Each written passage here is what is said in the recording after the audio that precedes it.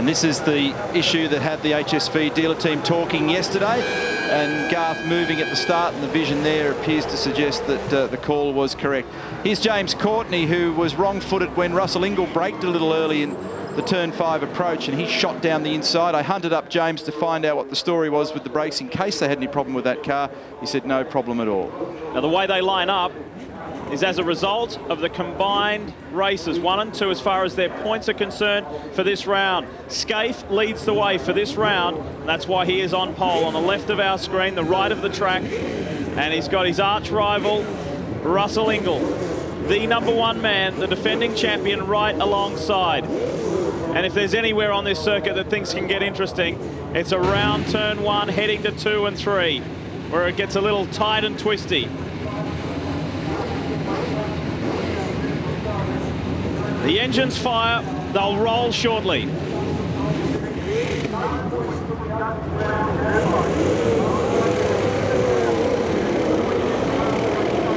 As we get one step closer to the final race of the weekend in what has been a very eventful weekend for many drivers, many teams, particularly the hero of the show, the most successful driver here at Pukekohe, Greg Murphy. So much orange and black in the crowd, so many big 51s, but it hasn't been his weekend. As we take one last look at the Mitsubishi Fuso grid, we've explained the front row. What about the second row? Great for FPR. All smiles down there at the moment to have both drivers on row 2. Stephen Johnson and Craig Lowndes. They're certainly frustrated down at 888 about the decision in the last race, and there'll be more discussion about that. McConville and Dumbrell, Rick Kelly and James Courtney. Positions 9 and 10. Paul Morris and Garth Tander will be back there in 11 and 12. Remembering that this grid is sorted based on the points achieved between races 1 and 2, and that last race, race 2, the points were awarded by half. And talking about points, Neil, Rick Kelly maintains his lead of this championship by just 7 points over Russell Ingall, who moved up a spot. But the big winner was Garth Tander. 4 positions moved up. He went from 7th to 3rd in this championship, heading into the last one here at Pookie. 2 drivers reporting issues on the radio at the moment. You mentioned Rick Kelly. He's got some sort of a clutch glitch again, and he's on the radio talking to his crew about that. And Stephen Richards, who's had one of those weekends, is saying that his steering feels a little strange. Remember, he had a problem with that in race 2. Look at that. Greg Murphy right at the back of the pack. At this place, he's meant to be at the opposite end. It's been one of those weekends, and certainly a very challenging start to the new season. He said to me the other day, DNFs are what killed us last year. We cannot afford that. That's exactly what happened in yesterday's opening race of the weekend. Same rules apply for this one. It's a 50-lapper. Like we didn't get to 50 in the previous one because of the stoppage, but it's 50 laps, and that compulsory pit stop window is between lap 5 and 35. Same onboards for you. These 2 drivers experienced dramas in that second one, didn't they? Bargwanna and Richards. And Stephen missed out on being a classified finisher in that race by just the tiniest of margins. So they did the best they could after the dramas that they had, but it wasn't enough to actually get him some points, which was the aim of getting the car back out there. Darryl. It doesn't take long for the teams to listen to other teams' radios. Courtney's guys telling him that Rick Kelly, like you mentioned, Neil, having that clutch issue. I asked them about it just then. They said they just told him to keep the temperature out of it during that lap, but what it's doing is he can't feed it in progressively. It's just snapping on, so it's going to make it difficult off the start. It'll probably want to light up. Hardly surprising that most of the chat on the grid between engineers and drivers was about the state of the tyres. Remember, 5 sets of Dunlop tyres for this round, only 3 allowed to be used for racing. It's a case of how good the rubber is in this final race, and some engineers saying to the drivers, hey, guide us, tell us what state that rubber is in as the race progresses. A lot on the line for this guy. Mark Scaife has never won a round here at Pukekohe. He's had a couple of seconds. Today could be his day. We are about to find out.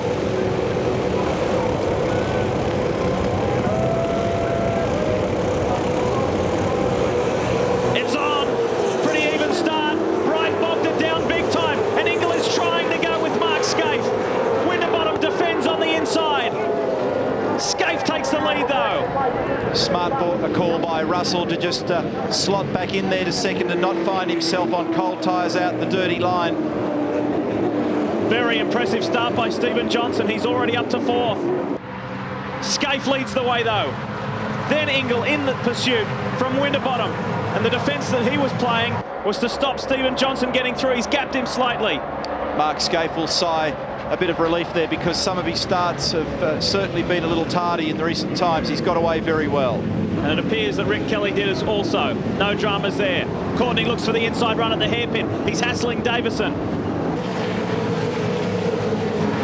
McConville in the mix also. He's hung tough this weekend. And that's what it's all about. You've got to get those finishes. You've got to be there at the end.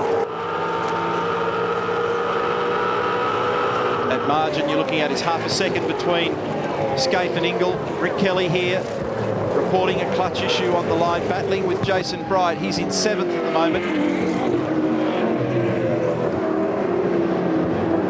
Looking further back, just outside the top 10 here. Morris is in 11th, Davison is in 12th. And Jason Bright will be kicking himself. Something may have gone wrong on the line because he bogged it down terribly. Very slow start, and he's in 8th. It was a 62.7 standing lap time for Mark Scaife. On board with Lowndes, and he had a very big look at Stephen Johnson then. Thought about it up the inside of the hairpin. The corner of contention for him. Despite all of the chat throughout the weekend about the weather, it actually looks quite bright out there at the moment. You can see the place bathed in sunshine, a bit of a hole in the cloud. Doesn't appear as though there's any threat of rain, so it looks like we're going to get a nice dry race to finish this one off. Remember race 3 last year here at Pukekohe. The rain came, followed by the chaos. We ride with Lowndes again. Currently 5th. Russell Ingle, fastest lap. That last one was a 57.1, and the margin still exactly the same to Mark Scaife.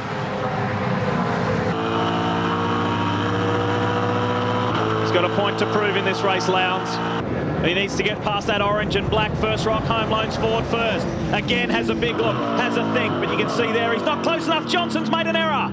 Stephen Johnson locked it up into the hairpin, but has not lost a spot. Very late in the stop there with a lot of brake pressure on. Stephen pinched both fronts, which is a little unusual. So he really had the car teetering on its nose. Hopefully no marks on those tyres. Spoke briefly about championship points before. The famous number 17 at the hands of the son of the man who made that number famous is 5th in the championship, and a massive lock-up by Johnson. And straight across the dirt, and only loses 1 spot. I suggest that he did flat spot those tyres at turn 5, and then when he's reapplied the brake down there, they always tend to fall to the flat spot on the tyre, and it tends to reignite the problem. His teammate's in trouble too, Will Davison. Same area of the track, that's at turn 4. And probably on the dirt that Stephen delivered to the road there. The good news is they get off this set of tyres pretty early, and they get onto another set of tyres, so he won't have to carry him for too long once that pit lane is open for the compulsory stop, and that's on lap 5. Bit of tussling going on there between Stephen Richards and, was it Bargwana? Meanwhile, the quiet achiever has been Paul Dumbrell. He sits in a very healthy 6th spot, make that 5th spot in the Jack Daniels number 11. Fastest man on the racetrack now is Russell Ingle of 56.9. Here's the replay from Craig Lowndes' car. Approaching turn 2, watch Stevie Johnson. Locks the front right, then the front left, straight across the grass. Craig gets covered in dirt. Unbelievable that Junior was able to stay on the road, but plenty of dirt deposited, and I guess that his teammate Will Davison fell off on it back there. And he's falling into the clutches, Dumbrell, of Rick Kelly. His first, Mark Scaife. 2nd is Russell Ingle. 3rd is Mark Winterbottom. Big gap back to Lowndes. Look at this. Rick Kelly on Dumbrell, and he's gone from one side of the track to the other. There's 3 abreast into the hairpin. Bright's in the middle. There's an HSV sandwich there. Tander gets his teammate. Gee, when Rick switched back across to the other side, that left him wide open for everybody to go straight in there, and they took advantage of it. Boy, these guys are on it. They are on it at the start of this race. Smoke billowing from Tander's car. Bright's dropped back. And that pit window is open as of now. We'll see who comes in early. Fastest first sector split for Russell Ingle. The margin, incidentally, is just under 1 second now. That is between Scaife and Ingle. we're concentrating on this battle here. That's Garth Tander. He's moved up to 7th with some aggressive and opportunistic driving, but puffs of smoke as he got some damage there on that front left guard, just marking that tyre. As it's loaded, it's getting worse. Inside move for Stephen Richards on Cameron McConville. And it looked like Max Wilson, he's moved up another spot as well. And Tander, I believe, in.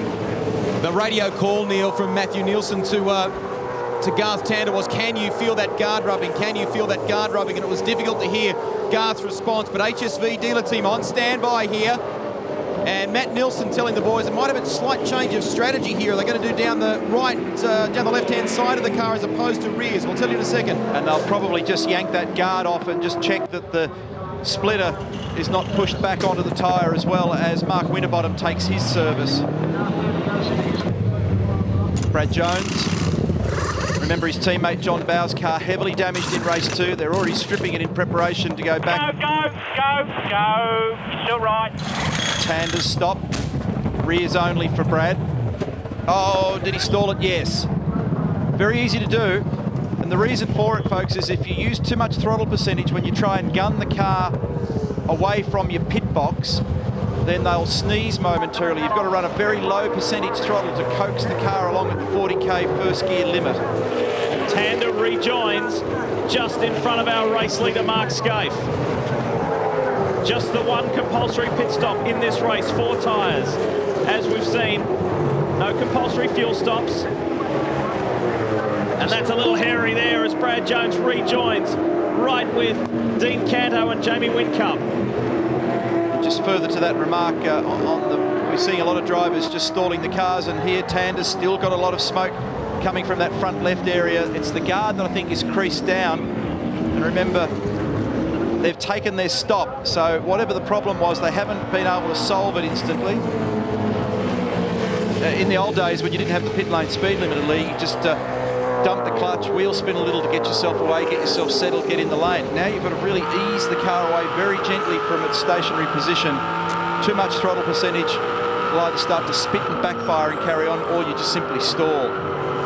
He might have got a bad start, but Jason Bright has set the fastest lap of the race, a 56.69. Currently sits in 6th position at Scaife. This man here, Ingle, then Lowndes, then Johnson, then Dumbrell, Bright, Stephen Richards, McConville, Courtney Morris. That's your 10. And Ingle is certainly keeping Scaife honest at the moment. He took 0.3 of a second out of him on that last lap. Wilson rear tyres on the WPS Ford.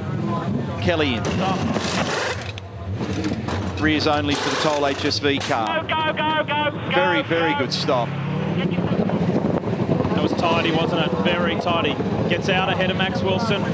And there's no mistaking the call from Rob Crawford, is there? No. Through goes Winterbottom. His service is already done. Here comes Tander with Scaife in the hunt. Does Rick get out in front of his teammate? No. Tander's got the pace. He's got the momentum. Out of those stops, the only disappointing one was Will Davison. Just then the left rear took a while for that team, so a slow stop for Will Davison. The Toll twins, Tander and Rick Kelly. Scaife still losing ground here to Ingle. Could question mark the tyre. Oh no, it's traffic. I was going to say, is it a tyre condition issue? But it's traffic. Scaife's battling with somebody. And that somebody, I think, is Max Wilson. Yeah, he's just come out of the pits. And that has allowed Russell Ingle to get right in the game. Mark's got the headlights on. Russell's buying into it. This is Todd Kelly's service. He's done. Meanwhile, his teammate is leading this race with the reigning champion hot on his heels. You'd be half inclined to pluck Mark out of the race now rather than be held up by Max. They have. He's ducked through. There you go. Get him out of the traffic, and let's see. Now what we have to watch here is where does he come back in relation to Tander and Rick Kelly. And if Ingle is still bottled up by Max Wilson, that will hurt Russell relative to Mark. We'll have to wait and see how that one plays out. Not that Max has got any lack of speed by any stretch of the imagination. He's been good and strong this weekend, but he might not have quite the speed of Russell. Great stop for HRT. And let's keep an eye out for Mark Winterbottom as well, because he was the first of those front runners to come in. 3rd in the race when he came in to make his compulsory stop. So let's watch. Here he is. He's entering the main straight. This could be close. Remember, Winterbottom's got the momentum. How close is it? Scaife gets out in front. But Winterbottom has the momentum. Is he able to come up on the multi-time champion? And Scaife, importantly, comes out and is released on clear track here. Mark Winterbottom's not really in touch with him, so he's not going to be able to do much about the HRT car. And look in front of Mark Scaife, absolute clear air. So this means that right now, Rob will be on the radio to him saying, mate, we need qualifying laps out of here. 11 tenths, have this thing dancing on its nose, and now Ingle comes in. They've plucked him out of the traffic for the very same reason. Now we get to watch the same challenge. This is the beauty about this lap being so fast. We watch to see how fast the Stone Brothers racing team are in the pits, and can they get their man out ahead of Winterbottom, ahead of Scaife. Oh, it's very slow. They were slow on the right rear. That'll cost him. I doubt whether he's going to pluck out in front of the HRT car. Let's watch. Where's Scaife in relation to this? Easily in front. In fact, Winterbottom's going to jump him as well. So Mark Winterbottom elevated to second place effectively. And Russell's going to have one of those Toll HSV cars, Garth Tander, up with him very quickly. Winterbottom's actually closed the gap to Mark Scaife. You could see as they went down to 4, it narrowed up considerably. Craig Lowndes leads at the moment, 3.3 seconds, although he's just come in as well. That leaves Jason Bright in the lead. Greg? Strategy in terms of tyre usage. I think it may have been something that the HSV dealer team have had to change on the run. The plan, as you saw from Rick Kelly, was perhaps to change the rear tyres on Garth Tander's car. Let me show you the left front tyre that came off car 16, and you can see the way that left-hand side guard has started to eat into the tyre here, where the face meets the side wall of the tyre. The team tell me would have been okay for a few more laps, but had to change it, unfortunately. Hard luck for Tander. Interesting with Craig Lowndes in that stop. They weren't even roaded tyres. They were green, brand new 2 tyres that went on the back of Lowndes' car for that stop. Look at this. Winterbottom is pushing Scaife. He is having the race meeting of his life. Lowndes came out ahead of Ingle. Well positioned ahead of Russell Ingle with clear air either side. So that was a tough stop. Oh, cold tyres for Craig. It hopped across the ripple strip, skipped sideways in the rear. Ingle will be trying to apply the pressure here. Up the back straight. He's into his rhythm. Craig's getting back into it. But there's a decent margin there. But look at this. This is the story. Young Mark Winterbottom, first season with FPR.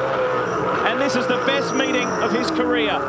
He's on fire. The car's working beautifully. They've got this thing really perfectly tuned into the racetrack, and he's driving it equally well. Every session, he just brings up another best. Best qualifying. Then in the first race, it was his best ever result. In the second race, he finished 3rd. He's never been in the top 3.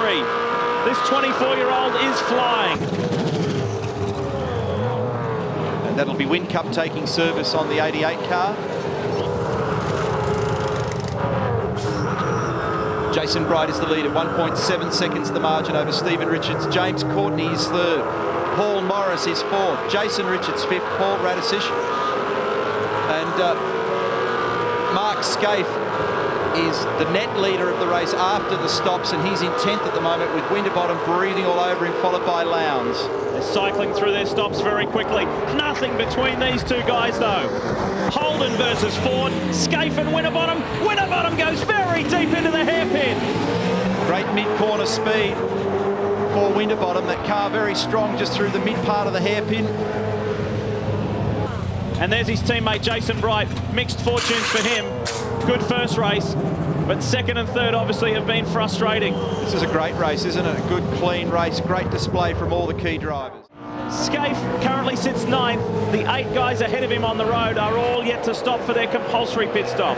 Mark's just not quite, that is Mark Scaife, got to be careful as you describe the marks here, not quite braking at the maximum going into 5, making sure that he's accurate. He's just got the car positioned to the right a little to make sure that Mark Winterbottom can't get a bit of extra incentive, and then he uses first gear to launch out cleanly with a nice even load across the rear tyres on the red car and tries to just maintain that margin. He's just pulled away ever so slightly. Meantime, Stephen Richards, 2.8 seconds in front of James Courtney.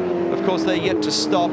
Looking down this order, Lowndes, Ingle, Tander, Rick Kelly. So Mark Scaife, Winterbottom, Lowndes, Ingle, Tander, Kelly. There's Garth. Will Davison's been in the pits again to change both front tyres. During that stop, he stalled the car, but he flat-spotted the front right-hand tyre. And I guess the other information with Winterbottom, remember in race 2, he was so strong, Neil, down that back straightaway, and he was passing most people into the hairpin. And the Jack Daniels car, Richards has just been in and stalled as well. Big incident with Will Davison for Dick Johnson Racing down at turn 3. We can see on That screen. could well be a safety car if Will's unable to get the car into reverse and release it there. And more trouble here at turn 5. Dean Canto's gone round, but he'll recover from that. But the bigger issue is down at turns 3, 4, where Davison's off the road. Can he get the car refired without us going to a safety car? If we get a safety car, that changes everything, because those that haven't stopped could be trapped. So if James Courtney, Paul Morris, those people out there at the moment, they need to somehow get in. I know this was up at turn 5 for Will Davison, was it? That's earlier, the Zinger replay shows us. This explains more about, that's why he went off down the other end. Yeah, I thought it was down at this end of the track. Confusing. SBR must have heard your words spot on, Neil, because they're on standby here for James Courtney. And just to expand on Daryl's point there about Stephen Richards pitting a few moments ago for rear tyres and stalling on the exit, that's a bit of a breather for Rick Kelly. Car 15, his engineer Eric Pender had been on the radio and urged him to make some good time. They knew that Richo was going to pit, and they felt that he would come back out on the track somewhere around Rick Kelly, and they asked Rick to hustle to ensure that they get ahead of Stephen, and sure enough, Rick Kelly's ahead of Richo on the circuit. Safety car's been deployed, Greg. They can't get Will Davison's car free of the tyres down there between turns 3 and 4. Courtney and Stone Brothers Racing, as you suggested, reacted quickly. They got James in. They had the service done and dusted. Where are Paul Morris, Paul Radisich, Fabian Coulthard, and a couple of the others that are still yet to cycle through? Scaife had opened the margin ever so slightly on Mark Winterbottom at that point. Continuing problems for Jason Bright and the Cat Ford. Chooses this caution period to come in again for some fresh rubber. See him grab first gear. It wasn't quite in. He plucked it back out into neutral and then grabbed it again to get the car away. Now is that Paul Morris in pit lane there? Has he stopped? Meanwhile, the right Pat Shakespeare safety car on track. And waving by car number 25, Warren Luff. You're not allowed to pace that not allowed to pass that pace car, that safety car, the WPS car, until you're given a clear instruction, which you're seeing there out the right side window. And they're looking to pick up the leader of the race. Will has made his way back around to pit lane and back to the team, and we should get back to racing very shortly. And here's a Zinger replay of what happened to him at the end of the long back straight, going into the turn 5 hairpin. Massive lock-up. He ran wide, and then it was straight after that that this happened, Neil. Couldn't get it turned in properly at turn 2, ran wide, got out of cycle, really sort of got out of rhythm, and then runs wide onto the marbles at turn 3. No way that you can pull the car up there, and he nudges the barrier, and now they've got front left guard damage. It's folded down on the tyre. So they've got the hammer jacks down there, and they'll just knock it back, whack some tyres on that. And unfortunately, he's going to go right back to the back of the pack. He looks pretty dejected too, Neil, sitting inside the car. He'd had a great start to the V8 Supercar Championship, remember, for 2006, and a good, strong showing, in fact, at the non-championship races in Melbourne. Yeah, you never have a smile on your face when you're sitting there in front of your boss when they're working on your car.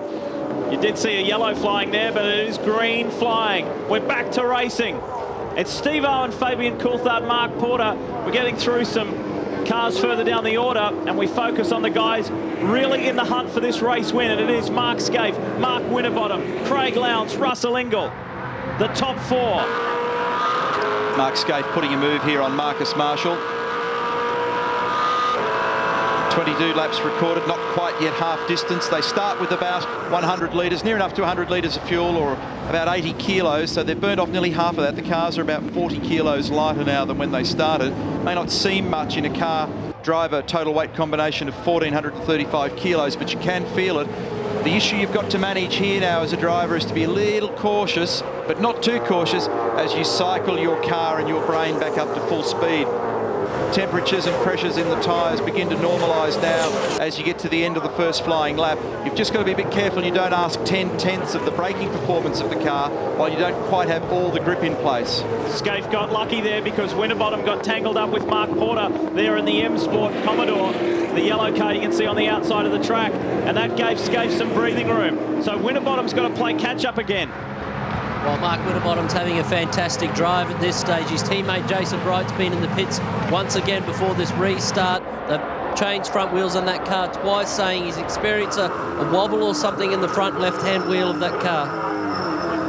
That's an important move there for Mark Scaife to put Fabian Coulthard between he and Mark Winterbottom. Hear him flat shifting there out of first to second out of the hairpin. He's got Steve Owen to negotiate now. This might just give him the little breather that he's seeking. Try and find a little competitive edge, because Winterbottom's virtually trading punches at the moment for lap speed when there's no traffic. Winterbottom needs to get by car 39, the Team Surrey entry of Fabian Coulthard, because once Scaife gets by Owen, he'll be gone. And he'll get by him in the braking area up to turn 5. And meanwhile, Lowndes has closed the gap to Winterbottom, so he's coming under increasing pressure from behind while he looks to get ahead. We go on board with Lowndes. Has a glimpse in the rear view mirror just to assess what's going on behind. And behind it's Ingle and Tander. Here we go, Scaife up the inside of Steve Owen, and Winterbottom runs up the inside of Coulthard. And Lowndes says, I'll have a piece of that action as well. I want to get past Coulthard quickly. And does he? He's got the outside run. One more left for Mark Winterbottom to get by the Autobahn Commodore. Then he can resume his battle with Scaife. But he's got breathing room there, Neil. He's been able to escape from Lowndes. And it's unlikely that Mark Winterbottom will be able to get by Steve Owen until they get to the braking area at 5. And that could just be the critical car length or two for Mark Scaife to just keep him at bay. 0.7 of a second is the margin between Scaife and Winterbottom. Tremendous performance from Mark Winterbottom from Ford Performance Racing. If you've just joined us, Mark Scaife won the opening race of the weekend yesterday, the shortest race. The much talked about reverse grid format for race 2. The spoils went to Toll HSV man Garth Tander. Who will win this third one? Will it be Scaife, or will it be another first-time winner in another young Ford driver in that man there, Mark Winterbottom? See Russell Ingall scanning the mirror constantly, because he's getting molested at the moment by Garth Tander. Garth was very close to the back of the Caltex car heading up into the hairpin. Here's your order: Scaife, Winterbottom, Lowndes trying to chase him down, Ingall, Tander, Rick Kelly, Steve Richards, Steve Johnson and Paul Dumbrell in the 10. And Ingall was able to release himself from that group of cars that have been harrying him, because he was able to sneak underneath Fabian Coulthard. This is an angry bunch here. Look at this. All fighting for position, all scrapping for points, particularly Rick Kelly, who's in 7th at the moment. He is the points leader and wants to be that way when we depart Pukekohe. Next round, 3 weeks' time, Barbagallo in Perth. Lowndes on Owen.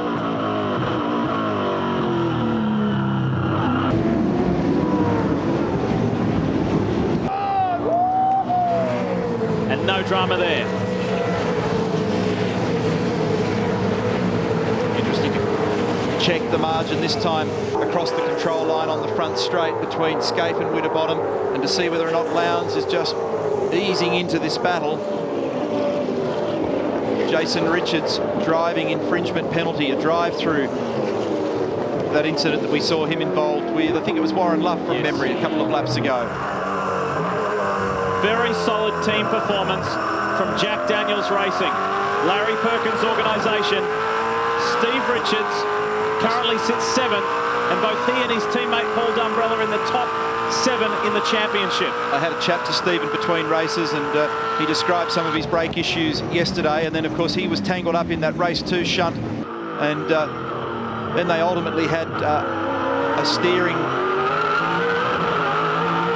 drama with that car and some damage that had to be managed. And when they got the car back out, they didn't quite get themselves classified. So to be back in a position to challenge now in this final race is a great performance. And he is in 7th in car 7 at the moment, and pretty much in touch with this group.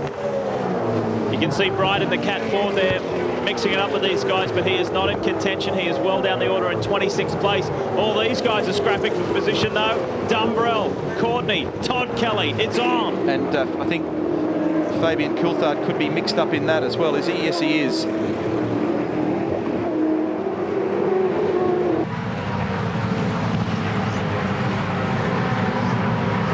Todd Kelly's had a very difficult weekend in car number 22. didn't finish race 1, which makes you awkwardly positioned for race 2. Here we go, Jason Bright through now on Steve Owen. And that margin first to second on the last lap came from a second back down to 0.7 of a second between Scape and Winterbottom. If you're wondering where Greg Murphy is, the Super Cheap Autopilot has had more than a testing weekend. He is the king of the show here. However, he was involved in an incident right here yesterday at turn 1. Massive contact that took him out of the first race. No points there. The team worked overnight incredibly hard to get him out in race 2. Finished further down the order, and at the moment Murphy is in 18th. Lee, I think in the final analysis, Jason Richards would have hoped for a better weekend here in Pukekohe as well, although the reverse grid showing was a strong one from him. He's just served the drive-through penalty. Word from the officials here in pit lane, it's exactly as Neil mentioned for the contact with Warren Luff. 0.5 of a second, Scape to Winterbottom. That little battle is heating up. Here's Murph, down in 18th at the moment. And if you'd seen the car at the end of yesterday's play, it's a miracle that he's even 18th. Testament to the team. Keys Wheels boys, Steve Henderson, Dave Ward, and the TAFE crew who worked incredibly hard through the night to get this car straightened out. TAFE crew handed the car back to Super Cheap at 3 o'clock this morning. I think I mentioned earlier 6 of the Super Cheap guys have not been to sleep at all. So they've run through all yesterday's workload and now today. And Greg back in the game, doing the best he can, coming onto the back straight and pursuing Paul Radisich, and he's got Cam McConville behind. A good bunch of boys. Johnny Panozzo, the team manager, always with a positive outlook and a never say die attitude. As the Zinger replay shows us, Max Wilson dirt tracking. Gets it all stopped before he reaches turn 4, decides to just rejoin gently on the back straight, which keeps all the rubbish off the road. Good call, Max. Race leader, Mark Scaife.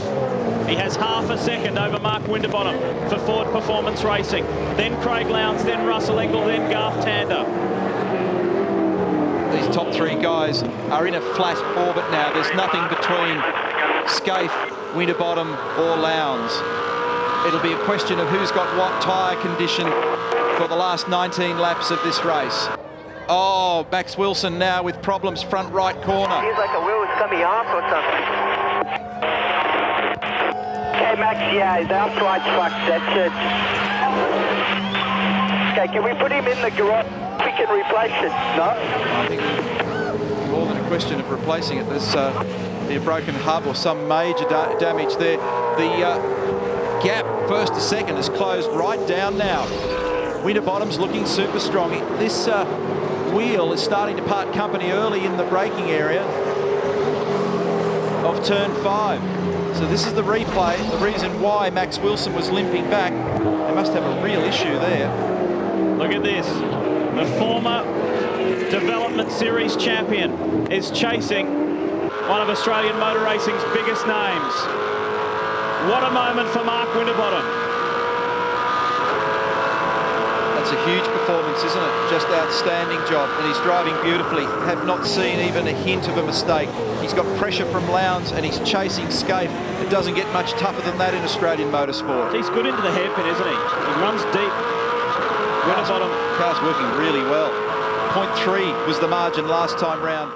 We're just after 5 p.m. local time here in New Zealand. And look at this. Winterbottom really starting to hassle Scaife now. And that gap's faded rapidly. 0.29 of a second last time through. It's going to be narrower than that this time. It's on. It looks like Winterbottom is in a slightly stronger position for car speed in the closing stages of this race. When Mark Scaife won the opening race of the weekend and Russell Engel was in pursuit, he said, not a problem. I was conserving, I had it under control. I was not necessarily cruising, but not forcing it. He needs to force it now. This is a genuine race. Couple of I'm sorry, Greg, go ahead. No, the Super Cheap Auto team have sprung into action here with fresh tyres by the looks of it for Cameron McConville. He's been complaining of an understeer problem of some kind, and just moments ago his teammate Greg Murphy was on the radio and his words were, the rears are shot, boys, the rears are shot. I don't know how long they're going to last. You took the words right out of my mouth. I was about to report that. We've also seen the bad sportsmanship flag shown to Steve Owen for ignoring the blue flags in the Autobahn entry. Look in the background. Lowndes is looming. He's coming. And McConville, some fresh tyres. That's a shame for Cam. Did a wonderful job. Where's this going to pop him back out? Well, he came in 21st, so that won't be good news. He's had a strong weekend. This man is on a charge. Still fired up after that incident in race 2 and the drive-through penalty. And he is closing the margin on Winterbottom.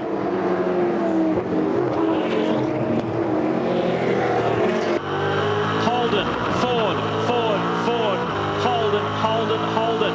It's a nice mix within the top 10. Sounded like Morse code. 0.4 of a second between Skaife and Winterbottom. It got down to 0.29. Now it's 0.41. Look how tiny that margin is. Lowndes is getting in there as well. The next car you can see in the line is Will Davison, who is back out there, but he is a lapped car. He's not in the race. Ingle is the next one in the genuine order. Then Tander, then Stevie Richards, Rick Kelly, the championship leader at this point, from Courtney and Stephen Johnson, who will further strengthen his championship spot.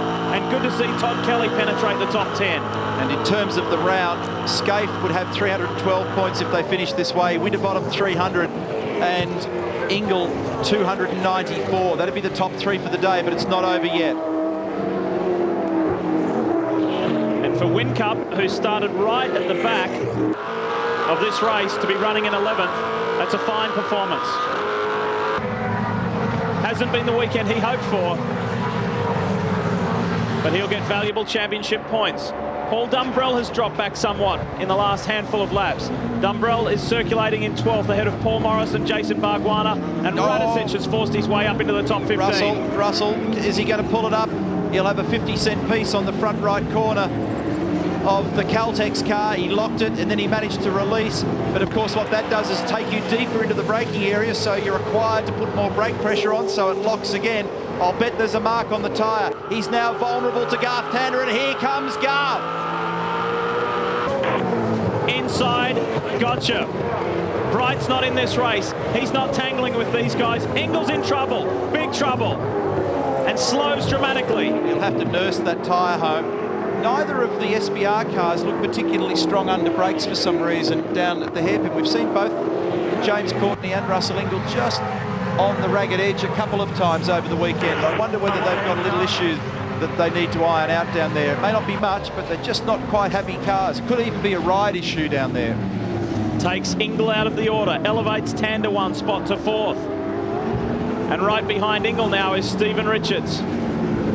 And his teammate's not too far back either. Todd Kelly is hassling Stephen Johnson. And here's Whincup. That's 9th, 10th and 11th right there. Another important aspect to raise in this race, Lee, because race 2 was broken with the red flag, this is the first time all weekend that the cars have been out on the track consistently lap after lap. And we're seeing where they are trending in terms of their balance and how they're performing as hot race cars on hot, worn rubber. They've not done 38 laps continuous like this at any other stage of the weekend. Johnson v. Kelly. Has Whincup got anything for them? Very strong start to the championship for the Queenslander, Johnson. Who is 8th, Todd Kelly 9th, Jamie Whincup 11th. Not a bad recovery for Jamie after the difficult race 2. The big drag strip, back straight into the heaviest braking zone.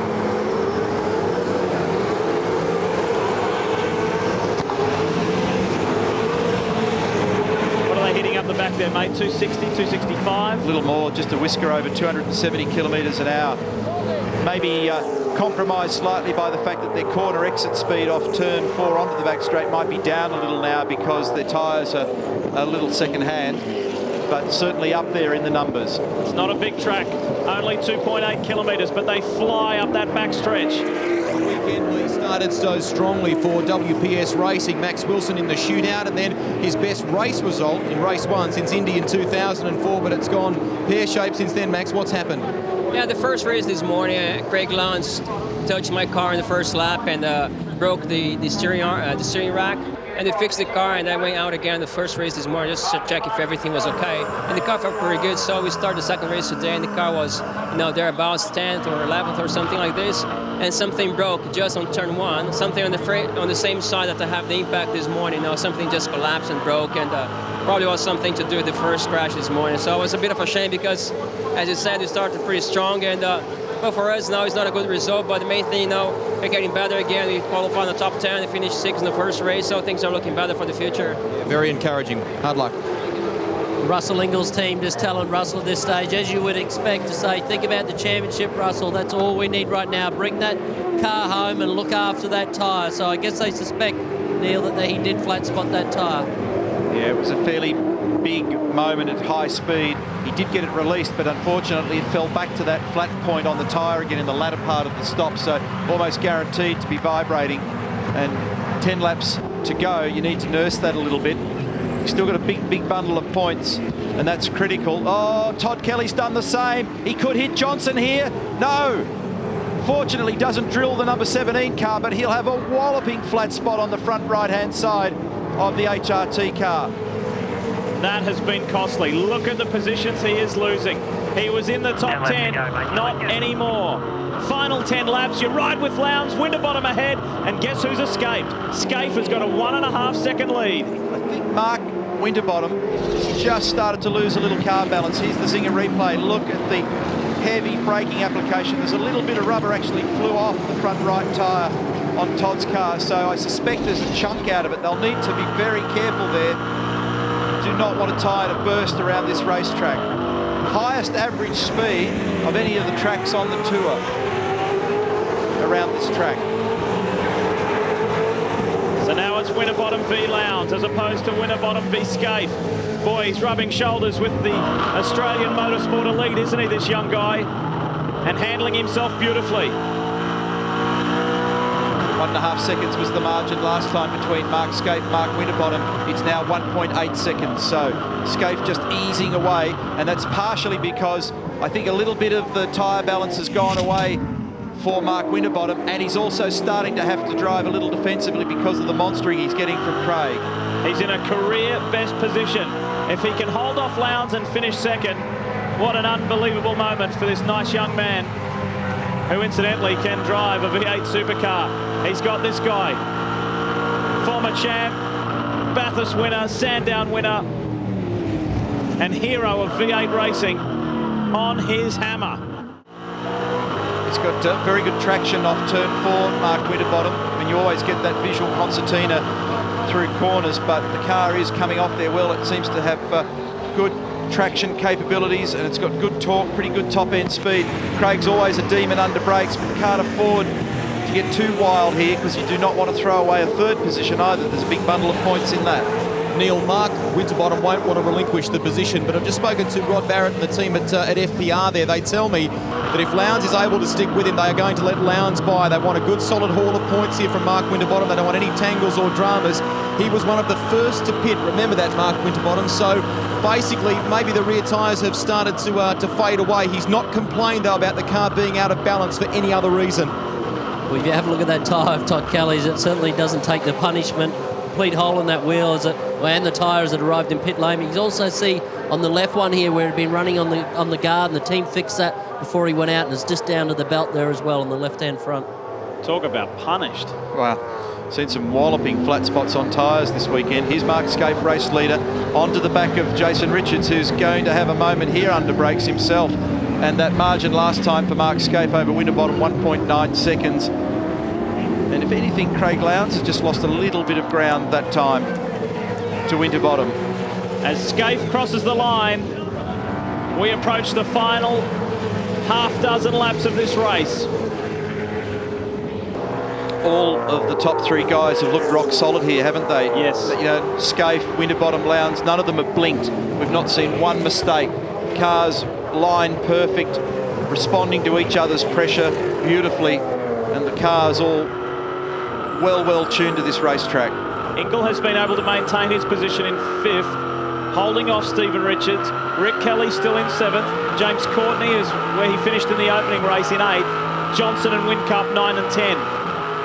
Great shot of the Dunlop slick control tyre on the left rear of Russell Ingall's car, distorting in the wall as it has all that load applied, lateral load applied as the car comes off the corner. It melts over the ripple strip. I'll tell you what, I don't want to come back as a tyre in my next life. It looks like a tough gig. We detailed this somewhat for you at the opening round at the Clipsal 500. Russell Ingall's determination to be champion again in 2006, because he's heard all of the knockers over the off-season during the Christmas break. Oh, he's done it now. He'll get into cruise mode.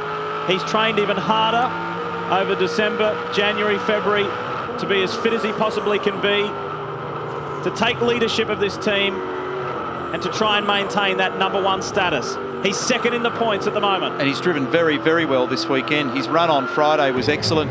Great lap time, 55.7 on Friday. And he's really driven a forceful but measured weekend. You know, it's been that right balance between going hard but also surviving. Lowndes switches, good move. What a move from Lowndes. Looked like he was going to tag Winterbottom. Someone's dropping fluid. That's one of the Valvoline cars. That's one of the Gary Rogers cars.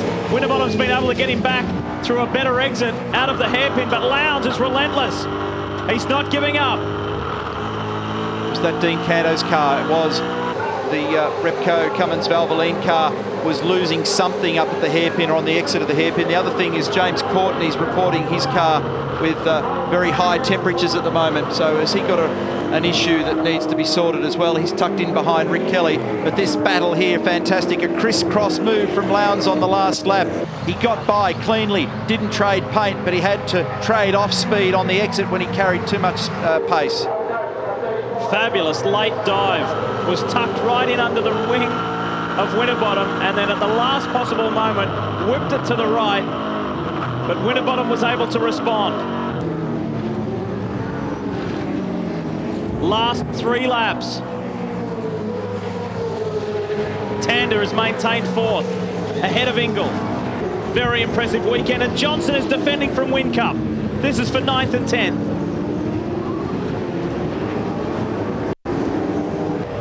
Dumbrella's tucked in behind those guys. There's the reason for the Courtney thing. If we get another front-on shot of James' car, number 4, you'll see that he's got a heap of rubbish, looks like paper or plastic, at the in the radiator intake.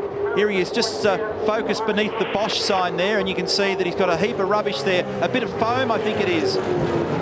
Maybe one of the brake markers or something like that. And that's the reason the car's roaring hot. It's got no air going into it. Look at that. It's one of those polystyrene, one of those foam signs, isn't it? Could be one of those big pond signs. Oh, someone else locks a brake in a huge way. Russell Ingall again, it's fallen to the very same flat spot. That will murder that tyre. Russell's going to have to nurse it. Look at the grimace on Ross Stone's face. They know that he's almost home. He's only going to hang in there for another 2 laps. Who's he got behind him? Stephen Richards, and here he's on board now with Russell Ingall. Take it easy, Rusty. Just get this thing home. Scape's got a 3.5-second lead. There is the leak from Dean Canto's car in the Repco Valvoline Gary Rogers machine. Massive oil leak. Remember, dry sumps in these cars, oil tank at the rear. So some oil getting away from the back, it looked like. Was it oil or fuel? I didn't actually pay a lot of attention. I think it was oil. Scape's cruising now, 3.4 seconds in front last time round. Lowndes makes a dive. Here we go. Does it pay off? He's come from a long way back. No. Mark Winterbottom left him space if he could do it. The fastest way around a racetrack is on the race line, and that's what Winterbottom did. Didn't lose any time at all by staying up high there. Craig had a look, would have had the brake pedal mashed, absolute maximum threshold pressure. Still didn't lock a brake, still didn't have enough to be able to do anything about him though. Great driving from both guys. They are on their way home. Last lap, 2.5 Ks, and it's all over. And Scaife brings up yet another milestone. He has never won here at Pukekohe, a round that is. That was critical. The little slide from Mark Winterbottom then was critical because he would have had to just slightly fan the throttle and lose a K or two on exit. Does that make him vulnerable under brakes here on the braking approach to turn 5? I don't know that Lowndes is close enough, but he will have a lunge. Does he hug the inside? Yes, he does. That's the defensive line. And Lowndes one side, the other side. He's got no choice in it. He's given him a little tap. He gave him a little love bite there in the middle of the corner. He's up on the outside for turn 6. They'll go side by side. Can Lowndes get the job done? Yes is the answer. But was it a fair manoeuvre? Scaife wins in New Zealand. The number 2 HRT man is victorious. His first round win here. And Lowndes gets second. He robs second from Winterbottom at the last possible moment. What a daring move. Well done. While the boys in red celebrate, and so too the boys in blue. Well, they should be thrilled with that performance, FPR. All 3 teams and all 3 drivers, 10 out of 10 marks. Beautiful race driving. And what an exciting finish to this 3rd race in New Zealand. Murphy and Bright are the only 2 people to win a round here. Now there's a 3rd driver, that man there. And the gang at Ford Performance Racing finally have something to smile about. Superb performance from their young charge, Mark Winterbottom. And that was a good race. Had a little bit of everything. Need to breathe again now. Yeah. 312 points showing against Mark Scaife's name. 296 for Mark Winterbottom, 290 for Russell Ingall, who held on in 5th position. So Scaife, Lowndes, Winterbottom, Tander, Ingall, Stephen Richards, Rick Kelly, Courtney, Stephen Johnson, Jamie Whincup. That was the top 10. And in that last corner, second last corner manoeuvre, not only did Winterbottom lose second in the race, he lost second in the round. But nonetheless, it was good work. So too by this man. Ingall was rock solid, although he made those couple of errors with those lock-ups in the hairpin. And both the Stone Brothers cars home in the top 10, positions 5 for Russell and 8 for James Courtney. So a bit of relief after a tough time for them in the first couple of races this season. Finally time for a break. Mark just removing the sprung-loaded window net from the car.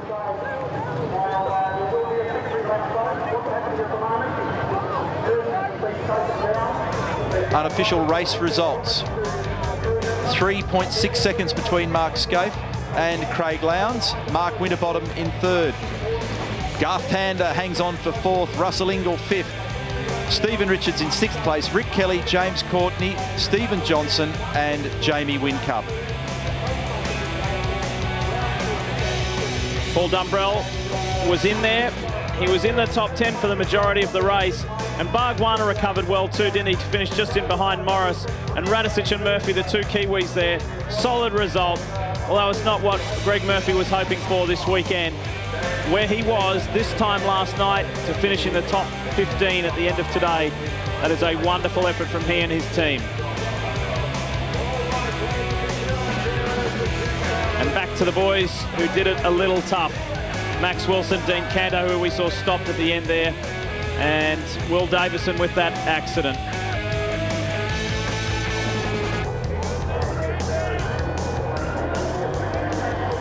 And the boys celebrate.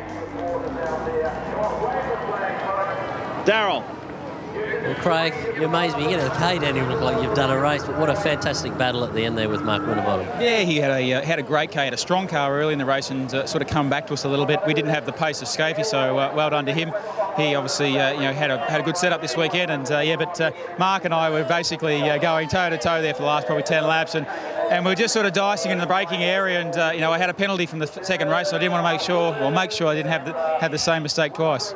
I guess championship points are the most valuable thing now you can take into the next round. But looking back at this weekend now, how did you go with the reverse race scenario? What did you think of it all? Oh, I try not to. It's definitely something we'll obviously get our heads around. I'm not really in favour of it, but it's here. We got to deal with it. This was the first weekend that we sort of had a go at it. It was a bit of carnage, but all in all, we sort of we stayed out of trouble. We lost some spots, gained some spots, got some trouble. So we've had an interesting weekend. Great result. Thank you. Well, it was a bit of a tough weekend for you in the middle of things, but 6 is a good way to salvage or wrap things up, isn't it? Yeah, no, it was fantastic. We were fortunate then. The car was really, really good. We were able to just press on and do a good job. And the car was nice and consistent. That helped things out. But boys did a great stop, and that helped things. What was the state of the rubber like? I mean, everyone talks about a situation like this where we have 3 races and a tough 50-lapper here and at a fast track. Yeah, we were lucky. The Jack Daniels guys, they held our best set for the last race. So right from the outset, the car was really good. Richo, you had great pace at the non-championship event at Melbourne. Probably not the best result here. What's the best approach heading into WA? Just got to consolidate, I guess, do you? Yeah. I mean, it's a long championship. We've just got to keep fronting up and trying to do the best we can, and that'll be good enough. So, we're just pressing on. Today was a good recovery.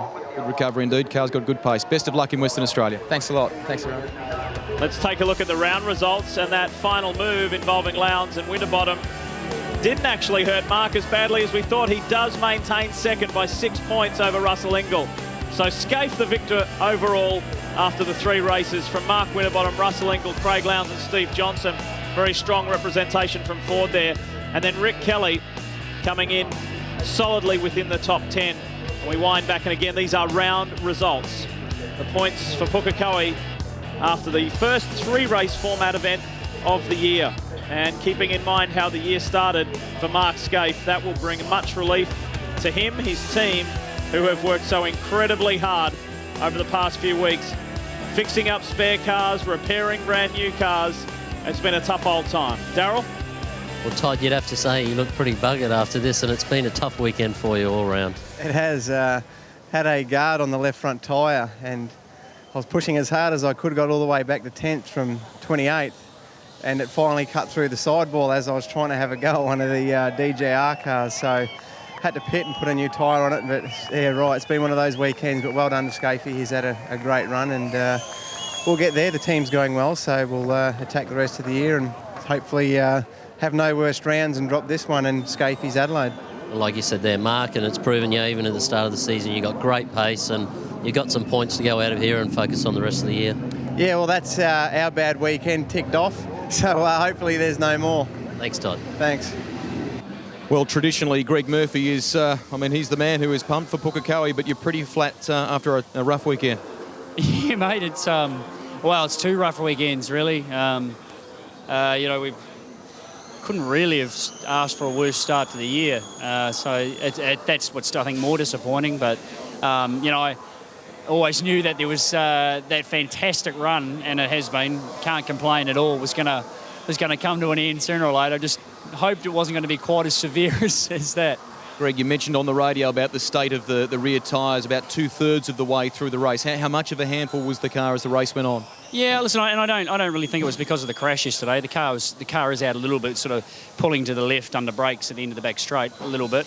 But I don't think that was really that's not the full cause of why the performance the way it was. I mean, we're just struggling.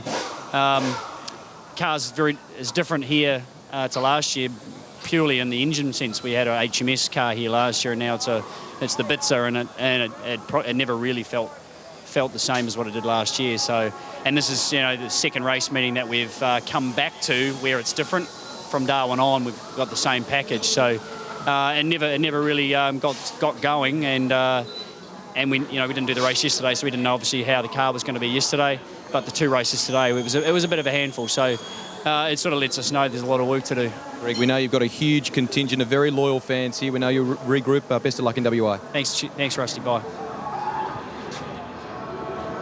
Well, James Courtney, you'd have to say this is a nice weekend after the way the season has started, and it was a great result. Yeah, it's been really good. We've been quite quick all weekend. We had a little off in practice, which lost us a lot of time, and we were chasing ourselves the whole weekend. But just then in the last race, we had really good pace. We got hung out to dry at the start a little, but was able to get back onto the guys, and I was running with Richo and started to lose a little bit of the rear grip, but tried pressing on and had a bit of a moment coming out of the last corner and lost a position to Rick. So, but no, it's a good weekend. Now we've got some points, and I got some racing minutes under my belt, which is good.